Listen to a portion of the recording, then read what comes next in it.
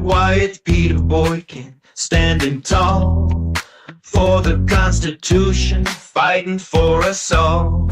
Liberty's the answer, now hear the call. Go right with Peter Boykin, we're gonna stand strong. Go right with Peter Boykin. Truth in the news, you know he's not joking. Get your facts straight, it's the Liberty Vibe on Go Right News. We're keeping it alive.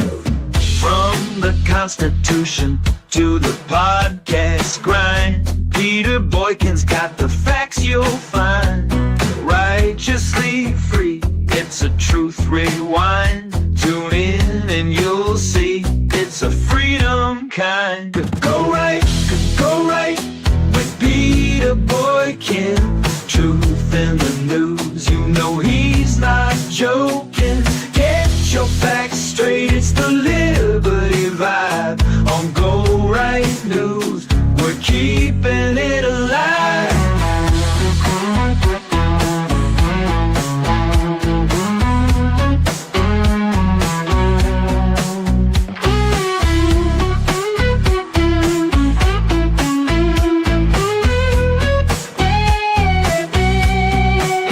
He's got the story, he's got the fight, bringing you the truth, day and night.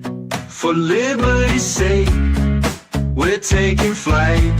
Go right with Peter Boykin, it's feeling right. Go right news. With Peter Boykin, we're making moves. Freedom and liberty, always on the rise. Tune into the truth and open your eyes.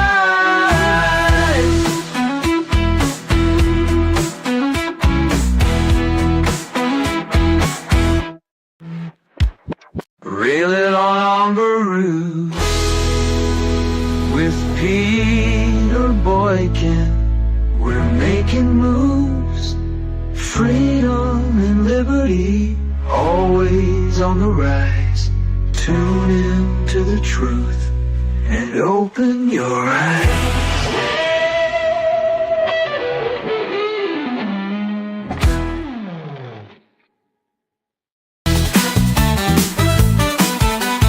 Do right, think right, go right, be right. Go right, let's make the world great, great again. Tune in to Go Right News, let freedom begin. Go right, let's make the world great again. Tune in to Go Right News, let freedom begin. Welcome to Hashtag Go Right with Peter Boykin, where we uphold the values of our constitutional republic. Did you know that the bald eagle is not our national bird? Despite adorning our great seal since 1782, no one officially made it so until now. Congress passed a bill to make the bald eagle the national bird of the United States. Congratulations, you majestic harbinger of freedom. Now, if we could just make English the official language of America, we'll do great. So let's dive into news that truly shapes our republic. We'll be right back with Hashtag Go Right with Peter Boykin. Remember, we fight for what's right because it's time to go right. Time to go right.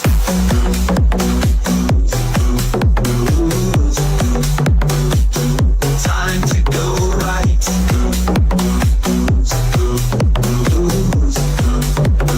Time to go right.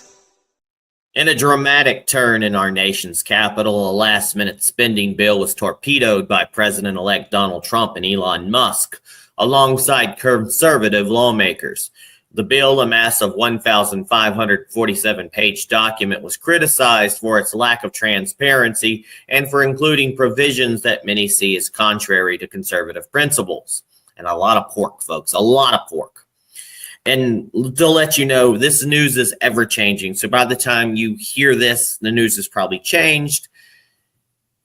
And if it hasn't, the lights are off in the Capitol building. Bring the shutdown on, as well as I'm concerned. But if not, they'll find some way to kick the can down the road a little bit, at least until Donald Trump's in office, and then the Democrats will blame Donald Trump.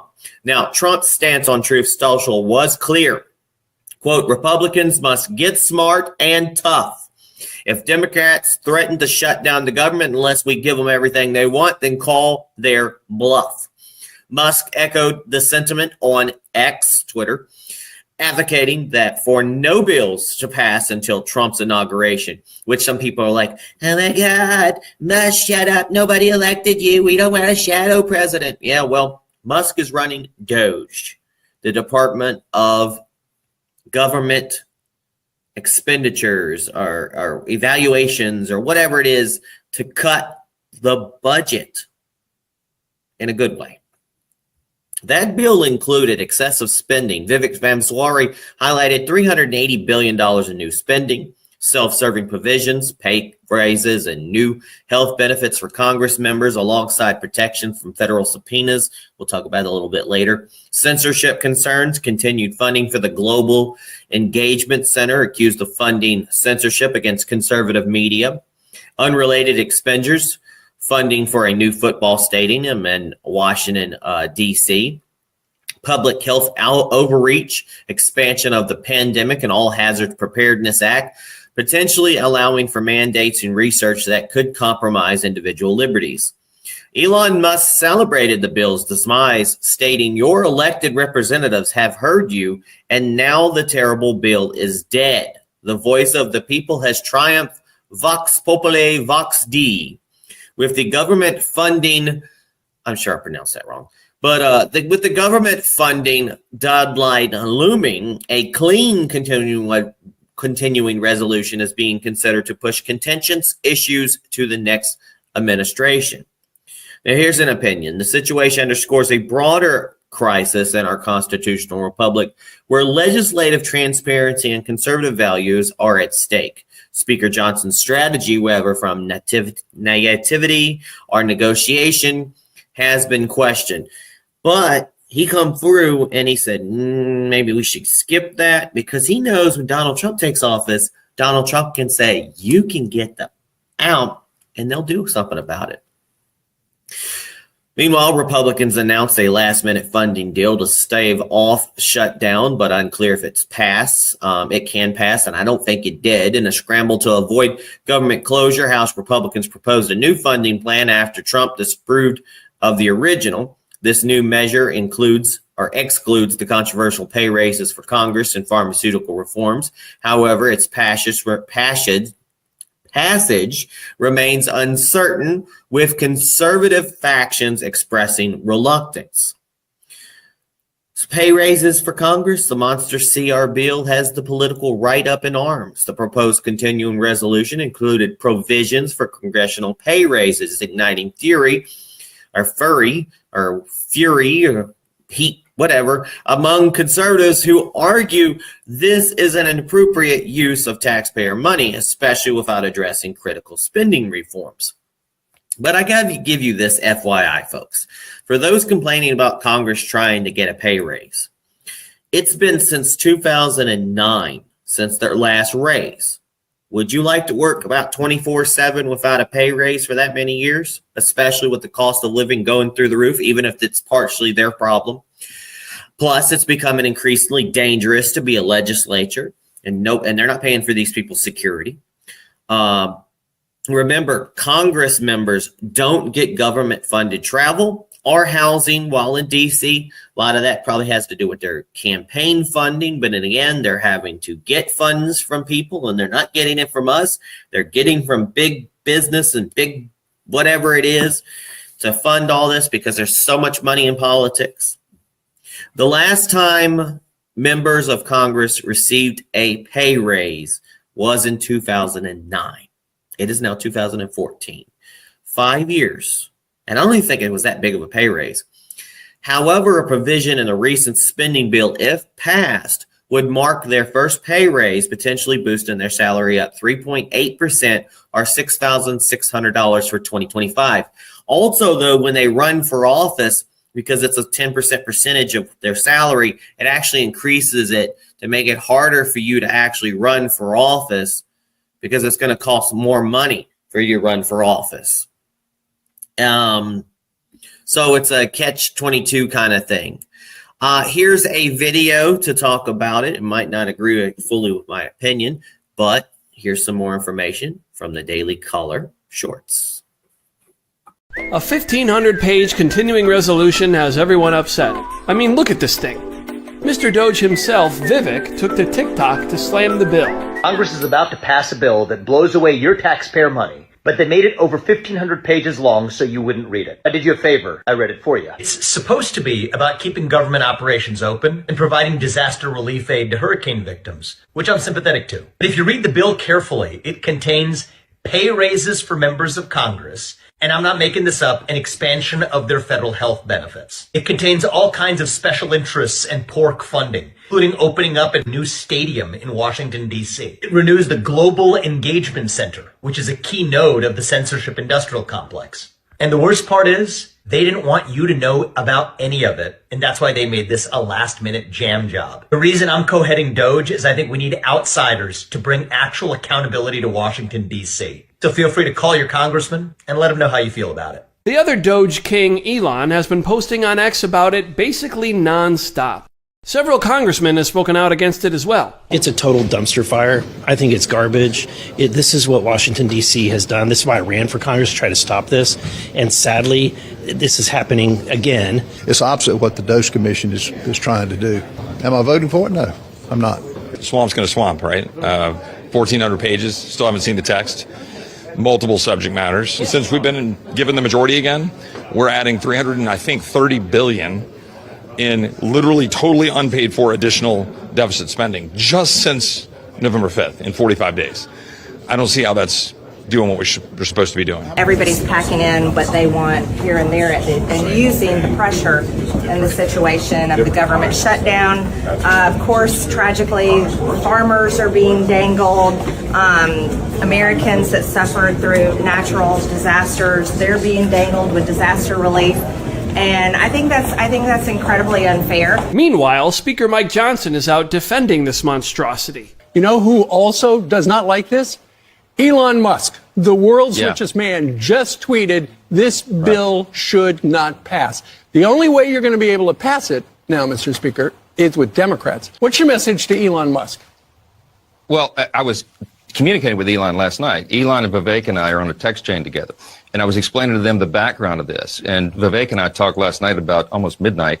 And he said, look, I get it. He said, we understand you're in an impossible position. Everybody knows that. Remember, guys, we still have just a razor-thin margin of Republicans. So any bill has to have Democrat votes.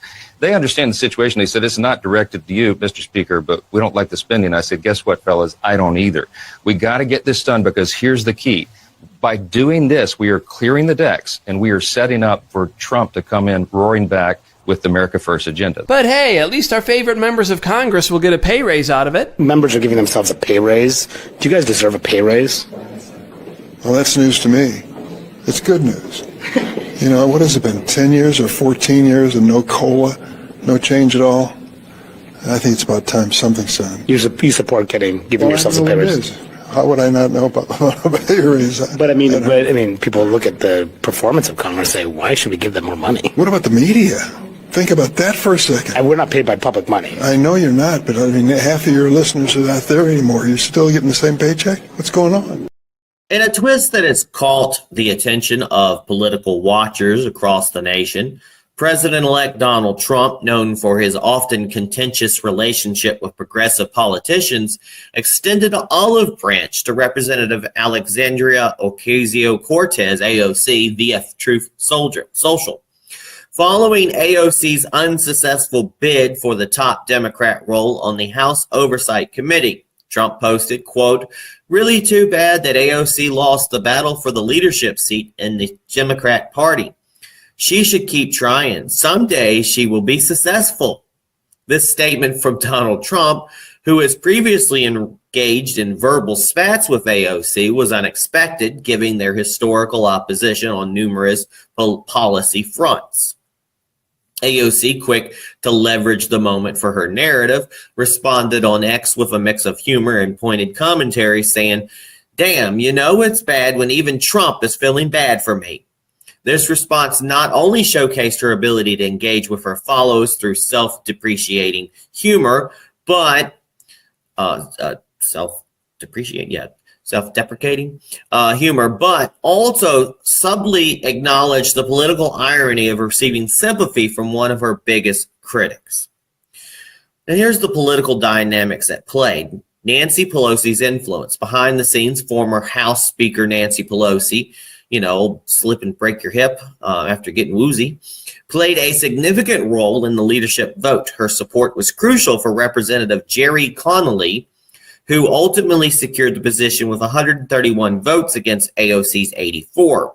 Pelosi's influence within the Democrat Party remains formidable, and her actions could be seen as part of a broader strategy to maintain a more centrist or traditional leadership over progressive elements like AOC. Then again, I don't know. Sometimes I think AOC makes sense, but who am I to judge? Intra-party tension. This episode underscores the ongoing tension within the Democratic Party between its progressive wing and more established moderate members. Saying Nancy Pelosi is moderate, I don't even know. AOC's bid was seen by many as an attempt by progressives to gain a more influential positions within the party's hierarchy, potentially shifting its direction on key issues like climate change, healthcare, and social justice.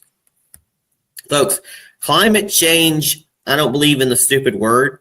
There is environmental changes. There is things that we do to the planet that used to be environmentalism, used to be something that Republicans would take for. Healthcare is definitely something that we all need. And the way they put social justice, the way they say social justice, always ends up being wrong, but advocating for people who are poor and need help, that's putting America first. So it's not always all bad. It's the way you package the wording. Trump's strategy. Trump's comments can be interpreted in various ways. On the surface, it appears as a gesture of goodwill or perhaps an acknowledgement of AOC's resilience and potential. However, from a strategic standpoint, it serves multiple purposes, highlighting division. By publicly acknowledging AOC's loss, Trump might be aiming to draw attention to the internal divisions within the Democrat Party, portraying it as a disorganized or ineffective. As a Republican, I can say the same thing kind of goes for the Republican Party a lot of times as well. Appealing to moderates, Trump's tone could be an attempt to appeal to moderate voters or even some Democrats by showing he can be magnanimous, perhaps softening his image as a polarizing figure, even though they've made Donald Trump this polarizing figure, even though I think Donald Trump has always appealed to the moderates. That's why he won and took over the blue wall for the red wall. All the swing states went Trump. Why? Because he appeals to moderates. Constitutionalists for liberty, like myself. Setting the stage, this could be a tactical move to set the stage for future political battles where he might use such moments to critique Democrat leadership or policy directions. Well, you should have went with AOC. I thought AOC would have done a great job. She could have made a little bit of a change, more of a progressive change. I'm doing a horrible Donald Trump. All right, so opinion. Trump's comments, while similarly supportive, might also be seen as a strategic move to highlight division or perceived weakness within the Democratic ranks. His acknowledgement of AOC's defeat could be less about genuine support and more about political chess, using that 3D chess, using the situation to his advantage by making Democrats appear fragmented or leaderless. For AOC, this interaction also serves to bolster her image as a fighter within her party, someone who can take both criticism and support in stride, reinforcing her appeal among her base.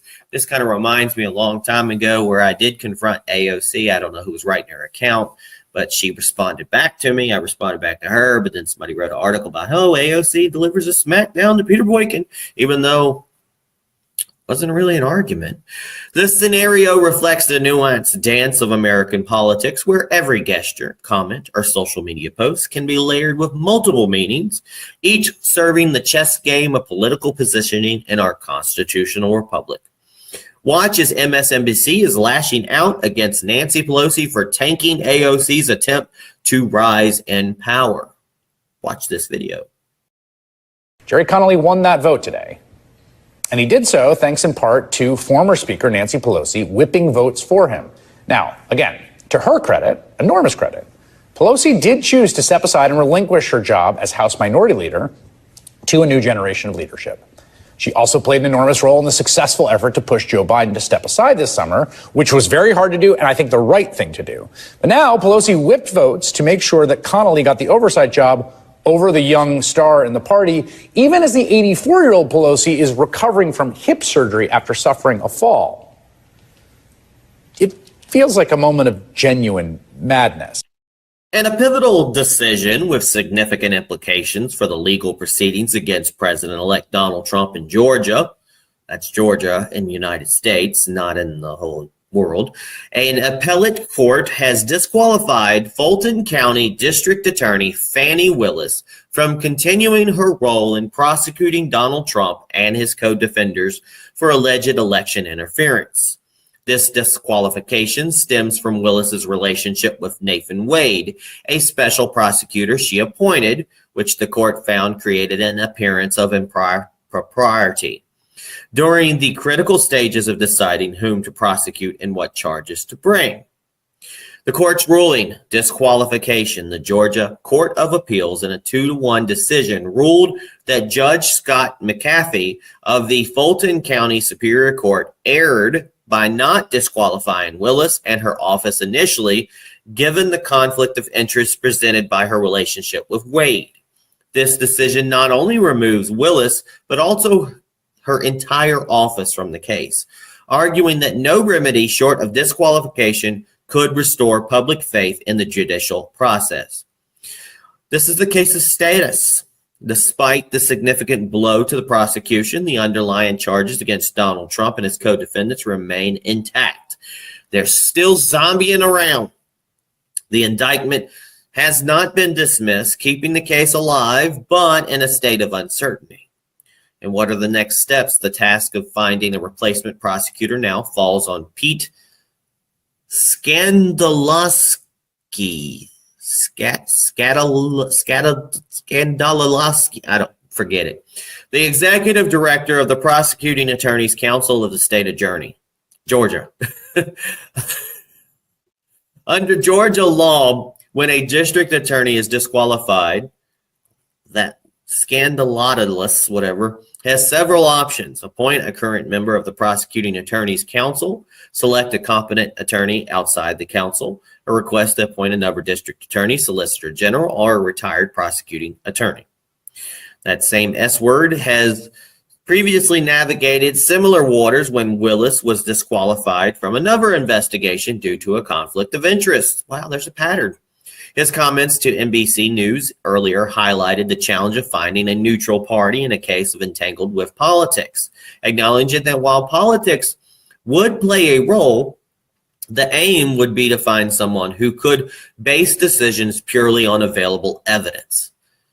Good luck with that. The zombie prosecution continued legal limbo with Willis out. The case now resembles a zombie prosecution. Must prosecute Trump. Must prosecute Trump. Still technically alive, but without the original prosecutor to give it direction. This situation poses it never had a brain to begin with. This situation poses a unique challenge, as whoever takes over will need to review the existing evidence and decide whether to proceed with the current charges or potentially dismiss them. Here's some potential outcomes. The new prosecutor could choose several paths: continue the prosecution, proceed with the charges as they stand, which might mean navigating through political and legal minefields, modify charges, adjust the scope or nature of the charges based on a fresh review, dismiss, opt to drop the case. That's what they should do. That's what they should. If they believe it lacks merit or pursuing it would not serve the justice or public interest, yet drop the case. It's stupid. Appeals and delays. Willis could appeal the appellate court's decision to the Georgia Supreme Court, further delaying proceedings. Given that all the justices in the Georgia Supreme Court were appointed by Republican governors, the outcome of such an appeal remains uncertain. Tough luck, tough cookie, said the biddy with the cow don't drink, or something like that. The opinion of my opinion. So this case serves as a stark reminder of the complexities involved when legal proceedings interact or intersect with high-profile political figures. The disqualification of Willis due to a perceived conflict of interest underscores the critical need for transparency and ethical conduct in legal pursuits. It highlights the delicate balance between prosecutorial discretion and personal relationships, which, when mishandled, can undermine public trust in judicial outcomes. The saga of this prosecution now hinges not just on legal merits, but on the integrity of the legal justice system itself. It calls into questions how our constitutional republic manages to ensure justice is not only done, but is seen to be done, especially in cases that could influence national political landscapes. The appointment of new prosecutor will be a litmus test for the impartial application of law, emphasizing the necessity for accountability at every level of legal proceedings. Watch as MSNBC legal analyst lays out what likely happens next after Fani Willis was booted from the Donald Trump case. Barbara, how crippling is this to the case, removing DA Fani Willis from the entire case? Yes, I think this is a real blow for the prosecution. Of course, this is a decision by the Georgia Court of Appeals. I imagine that Willis will appeal it to the Georgia Supreme Court before any other action is taken. But make no mistake, this is a terrible blow to the prosecution. On the one hand, the decision says, despite Georgia law that says ordinarily we do not remove a prosecutor for merely an appearance of a conflict of interest. We require an actual conflict of interest. The court here said, but we're going to make a rare exception in this case because it's so important. The dissenting judge really goes off on that to say that this is exactly why we have rules, so that even in important cases we follow them. But if this stands, the court here said she's disqualified, but the indictment remains intact. What we will see is what we saw in the case of one of the defendants, Lieutenant Governor Burt Jones, who you may recall, Fani Willis had held a fundraiser against his opponent and was disqualified from that case. That sent the whole case out of her office, because if a prosecutor is disqualified, her whole office is disqualified. That means it goes to a central Georgia coordinating council where it's decided whether the case will go further. And in that case, the director of that organization said the case against Burt Jones should go no further. And I would expect we may see the same result with this RICO prosecution. The landscape of artificial intelligence, AI, and its intersection with free speech has taken a concerning turn, according to a newly released report by the U.S. House Judiciary Committee and its Select Subcommittee on the Weaponization of the Federal Government, titled, quote, Censorship's Next Frontier, the Federal Government's Attempt to Control Artificial Intelligence to Suppress Free Speech. Phew, long document name. This document sheds light on what it perceives as a dangerous trend of using AI not for innovation, but for enhancing government censorship capabilities. Key points of the report. AI as a tool of censorship. The report argues that AI, instead of being harnessed for its potential to innovate, is being manipulated by the Biden-Harris administration to control the narrative and suppress dissenting voices online. It points out that AI has been funded and developed to automate and scale up censorship efforts, particularly under the guise of combating disinformation or misinformation. Yeah. Like TikTok taking down me for misinformation, where I talked about January 6th having FBI informants that everybody and their mother has talked about, including the left-wing sources. Yeah, okay. Government pressure on AI developers. There's a detailed critique of how the administration has allegedly pressured AI developers to integrate censorship mechanisms into their models. This pressure has come from executive orders, regulatory threats, and funding conditions, suggesting that AI companies might comply out of fear of regulatory retaliation. Funding and research. The report highlights the use of federal grants, particularly through the National Science Foundation, NSF, to fund research to create AI tools for content moderation. This includes projects under programs like Track F, which are accused of having political motivations to silence conservative viewpoints or narratives critical of government actions. Let me remind you, our First Amendment to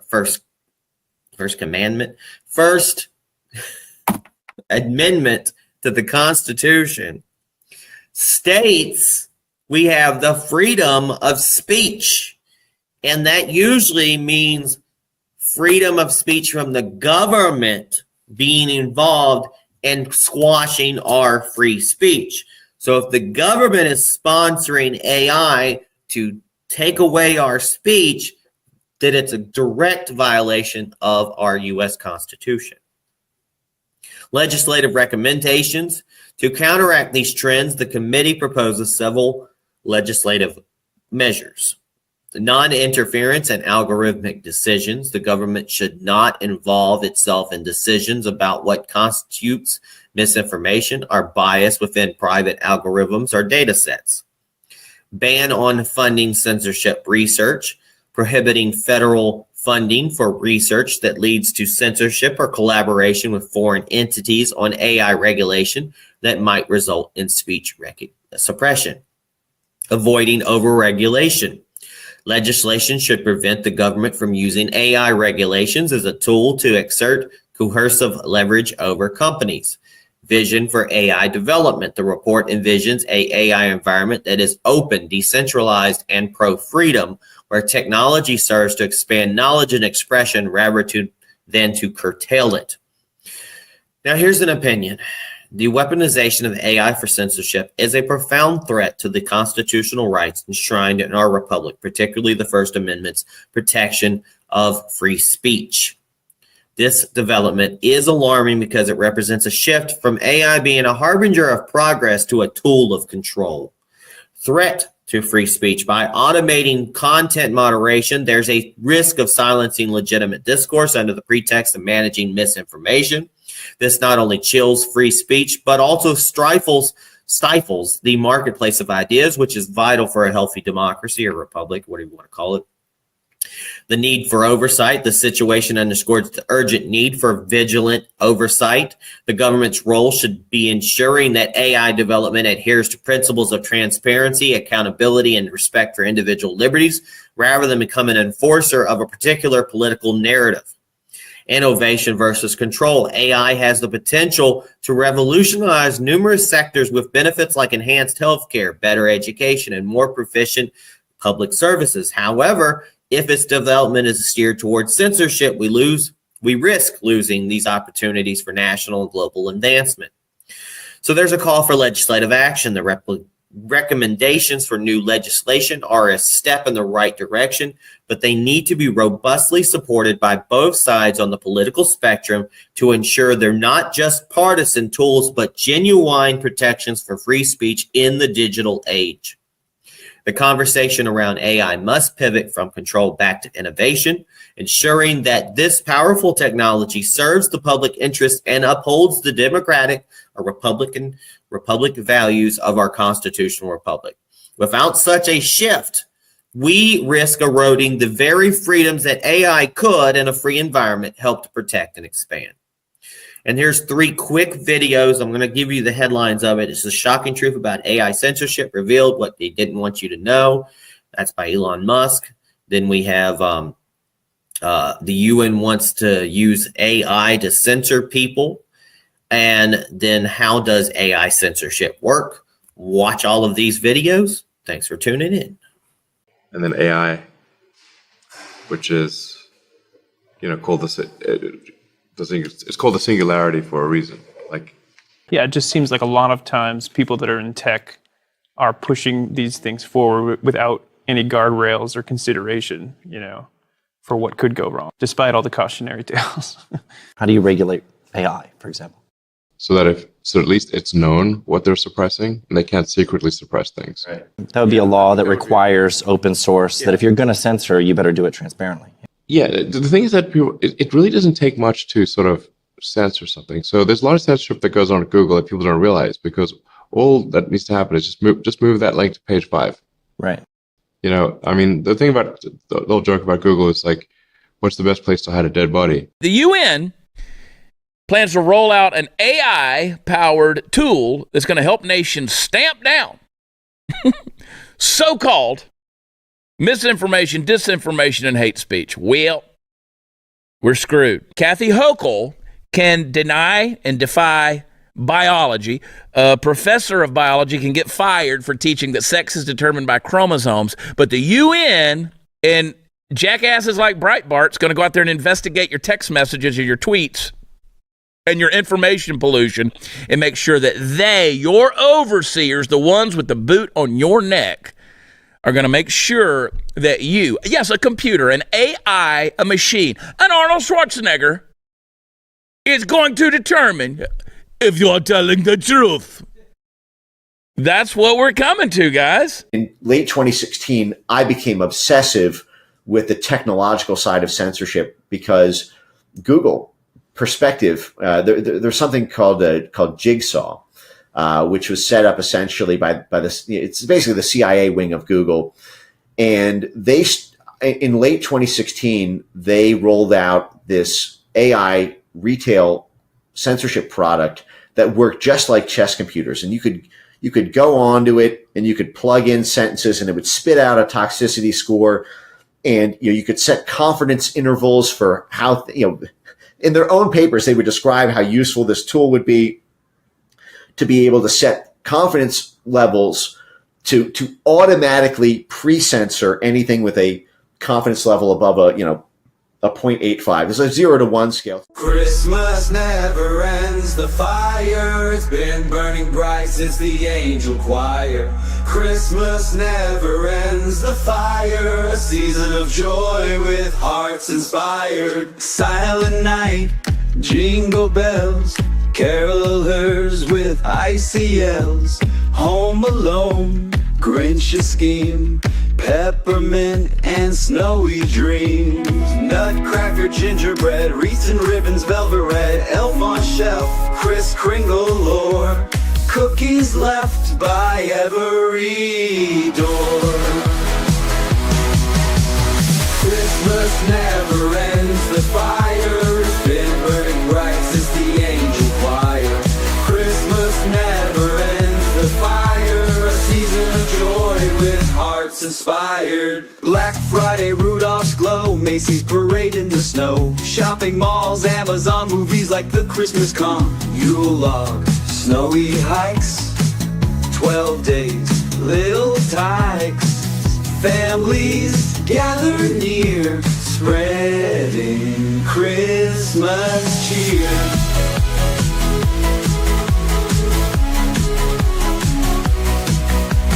Icicles, ugly sweaters, cards with cheerful little letters, pine tree bows and string, carolers begin to sing. Starry skies, major scenes, silver bells and evergreen, gifts exchanged, wishes made, memories that never fade. Christmas never ends, the fire, it's been burning bright since the angel choir. Christmas never ends, the fire, a season of joy with hearts inspired. He's got the story, he's got the fight, bringing you the truth, day and night, for liberty's sake, we're taking flight, go right with Peter Boykin, it's feeling right, go right, go right, go right news, with Peter Boykin, we're making moves, freedom and liberty, always on the rise, tune into the truth and open your eyes.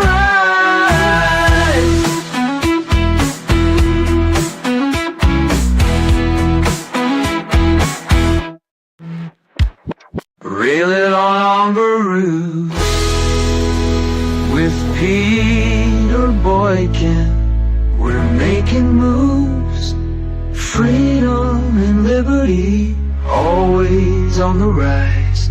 Tune in to the truth and open your eyes.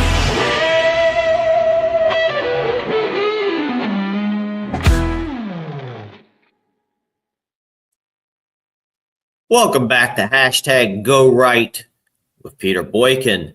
This is our viral video roundup and our hashtag Go Right recap. So just one video today.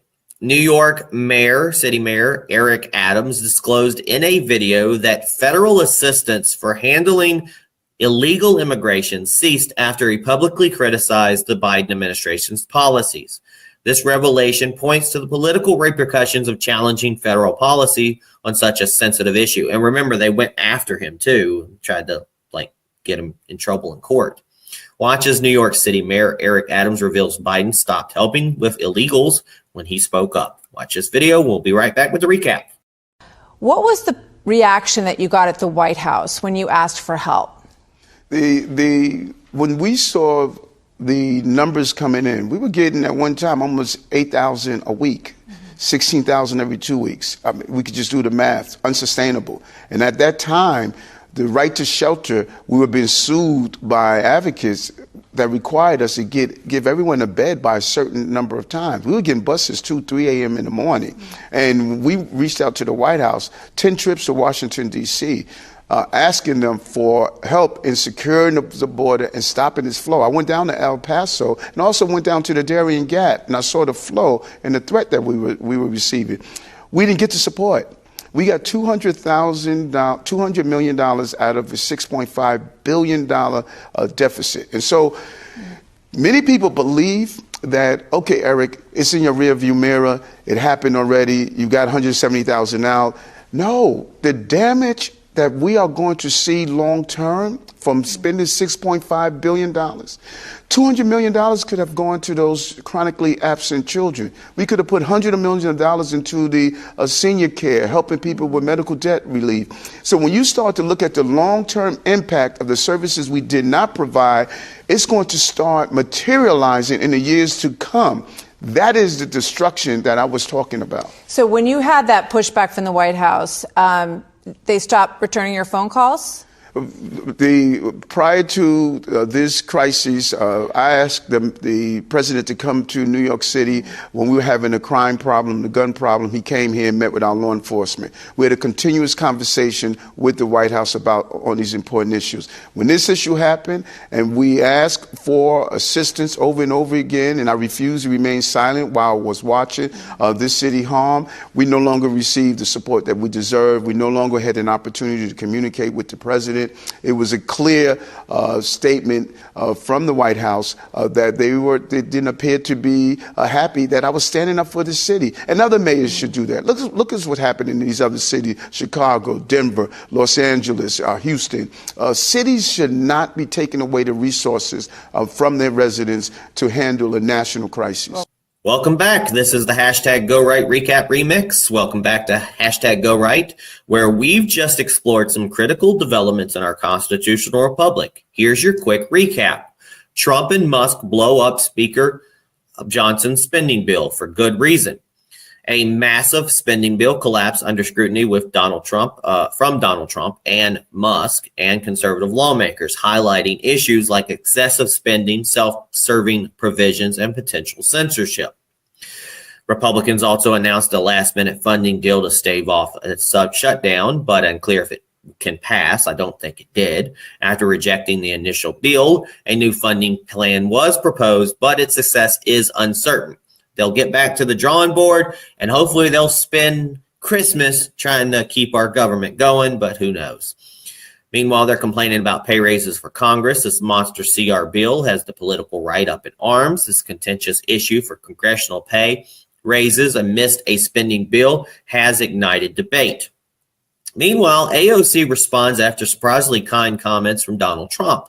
She says, it's bad when even Donald Trump is feeling bad for me. Trump's unexpected sympathy for AOC's leadership loss reveals complex political dynamics within the Democrat Party.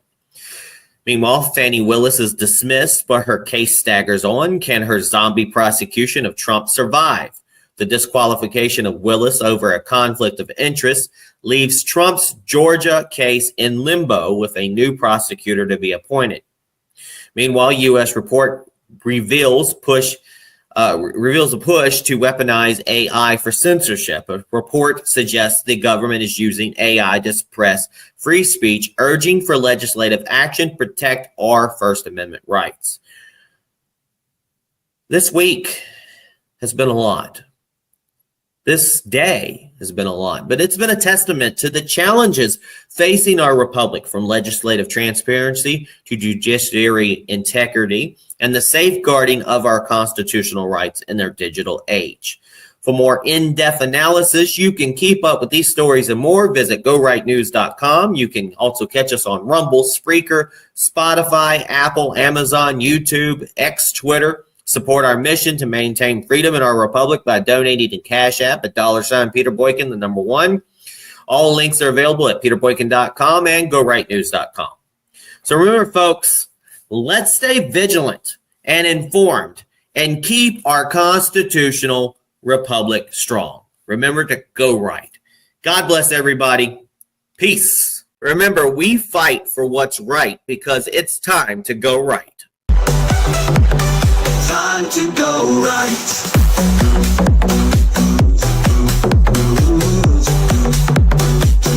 Time to go right.